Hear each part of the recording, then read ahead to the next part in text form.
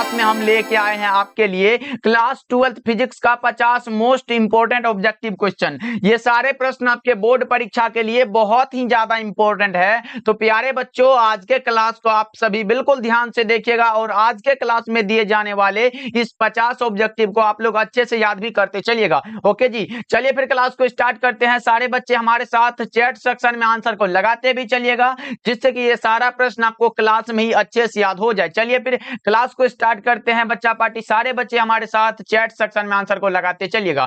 First number सवाल आपके phone के स्क्रीन पर ये रहा, तो बता दो, जब किसी वस्तु को आवेशित किया जाता है तो उसका द्रव्यमान क्या होता है? जब किसी भी वस्तु को चार्ज किया जाता है तो उसका द्रव्यमान क्या होता है? तो ये बढ़ भी सकता है या फिर घट भी सकता है, इसीलिए करेक्ट आंसर आपका डी हो जाएगा। तो सारे बच्चे याद रखिएगा, जब किसी वस्तु को आवेशित किया जाता है तो उसका द्रव्यमान बढ़ या घट सकता है। चलिए फिर दूसरा नंबर सवाल की ओर बढ़ते हैं। मात्र 50 ऑब्जेक्टिव है, सारे बच्चे हमारे साथ लास्ट तक बने रहेंगे। दूसरा नंबर सवाल भी बहुत ही ज्यादा इंपॉर्टेंट है, बता दो डीवाई मात्रक है। डीवाई जो मात्रक है ये किसका है? बता दो, आवेश का है, विभव का है, विद्युत द्विध्रुव आघूर्ण का है, या इनमें से कोई नहीं? तो बच्चा पार्टी मैंने बताया था कि डीवाई जो विद्युत द्विध्रुव आघूर्ण जो होता है उसे हम लोग पी द्वारा डिनोट करते हैं, यानी कि पी बराबर जो फॉर्मूला होता है वो हमारा क्यू इंटू एल होता है। क्यू क्या है? तो चार्ज का क्या होता है? तो कूलम होता है। एल क्या है? तो लंबाई है, तो गुना में मीटर हो जाएगा, यानी कि कूलम इंटू मीटर भी होता है और कौन सा? तो ये डीवाई भी होता है, इसीलिए करेक्ट आंसर आप ऑप्शन नंबर सी लगा लो। विद्युत द्विध्रुव आघूर्ण का डीवाई भी मात्रक है और कूलम इंटू मीटर भी है, तो इसको भी आप लोग याद रखिएगा। अगर आपसे पूछे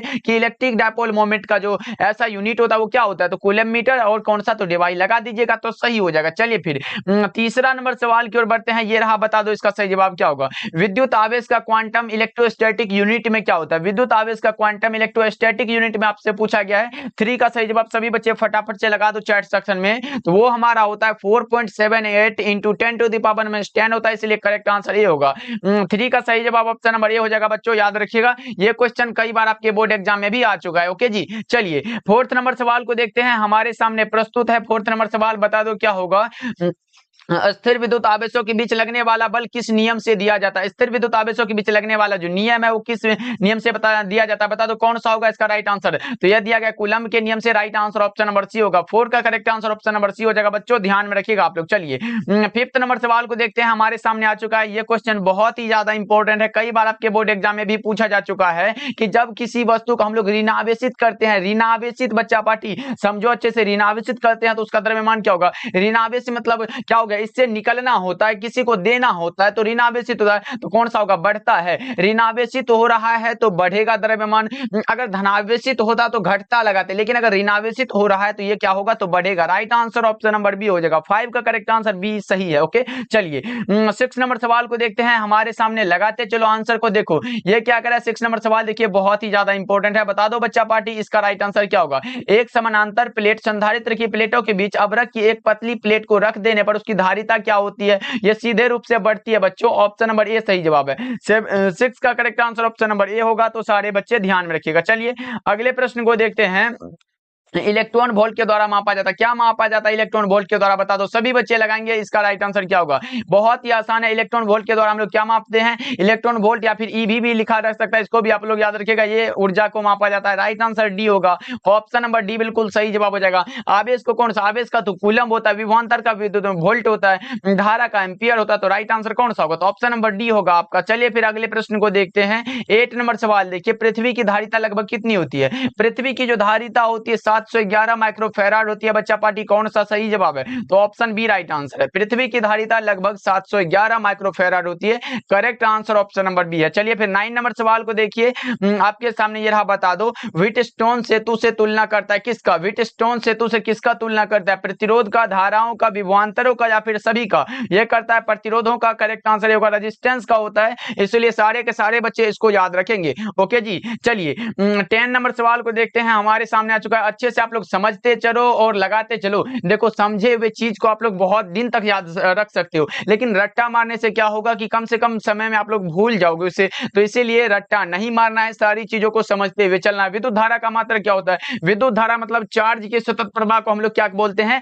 तो इलेक्ट्रिक करंट यानी कि विद्युत धारा बोलते हैं। तो देख लो हमारा तो 1 एम्पियर सही है, विद्युत धारा का मात्रक एम्पियर होता है। लेकिन एक चीज को और भी आप लोग याद रखोगे कि एम्पियर बराबर एक फॉर्मूला होता है। एम्पियर बराबर सर क्या फॉर्मूला होता है? तो आवेश बटा में क्या होता है? आवेश बटा में हमारा समय होता है। तो आवेश बटा में कौन सा लिखोगे? आवेश बटा में समय का सेकंड लिखते हैं, यानी कि CS इनवर्स भी होता है, ऐसे भी लिखा जा सकता है CS इनवर्स। तो इसको भी आप लोग याद रखिएगा, एम्पियर या फिर कूलम पर सेकंड, इसको भी आप लोग याद रखिएगा, बहुत इंपॉर्टेंट है। ओके जी, क्योंकि चार्ज बटा में टाइम होता है, तो इसको ध्यान में रखोगे आप लोग। चलिए फिर अगले प्रश्न को देखते हैं। 11 नंबर सवाल देखिए क्या करें। विद्युत परिपथ में किसी बिंदु पर सभी धाराओं का बीजगणितीय योग, बहुत इंपॉर्टेंट है, कई बार आपके बोर्ड एग्जाम में भी आ चुका है कि विद्युत परिपथ में किसी बिंदु पर सभी धाराओं का जो बीजगणितीय योग होता है, यानी कि समेशन आई बराबर जो होता है वो हमेशा 0 होता है। तो राइट आंसर कौन सा? ए होगा। 11 का सही जवाब ऑप्शन नंबर ए हो जाएगा बच्चों, ध्यान में रखिएगा आप लोगों के। चलिए, इंग्लिश मीडियम वालों के लिए भी है, इसलिए दोनों बच्चों के लिए है, इसलिए घबराना नहीं है। सारे बच्चे आप लोग आंसर को लगाते चलना,